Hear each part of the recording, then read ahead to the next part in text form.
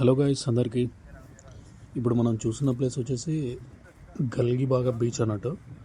ఇది గోవా నుంచి మనకి దగ్గర దగ్గర 96 to 99 కిలోమీటర్స్ ఉంటుంది. మనం కారు అట్లా వస్తే ఒక 2 గంటల జర్నీ అవుతుంది. ఈ బీచ్ని టర్టిల్ బీచ్ అని కూడా పిలుస్తారు. టర్టిల్ బీచ్ అని ఎందుకంటారు అంటే ఆలివ్ రిడ్లీ తావేలు ఇక్కడ ఎవ్రీ ఇయర్ ఇక్కడ వచ్చి గుడ్లు పెడతాయి అన్నట్టు.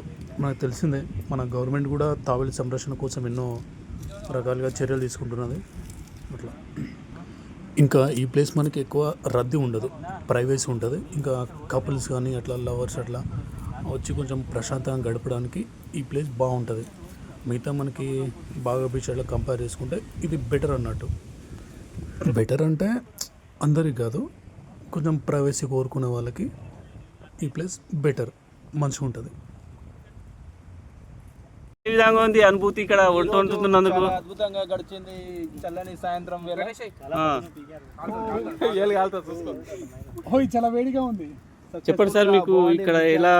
చాలా బాగుంది. ఇక్కడ అన్నమనుకున్న మాకు ఒక చాలా అద్భుతంగా ఉంది. ఈ నేచర్ లో మేము గోవా చూసినాక ఈ గోవా చూసి కూడా వేస్ట్. ఇక్కడ ఈ విధంగా మేము అనుకోవడం వల్ల మాకు చాలా అనుభూతిగా ఉంది అని మనస్ఫూర్తిగా కోరుకుంటున్నాం. చెప్పండి సార్.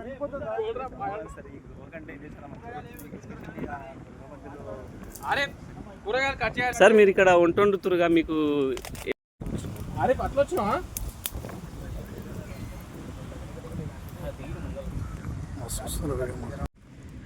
గడ్డాయి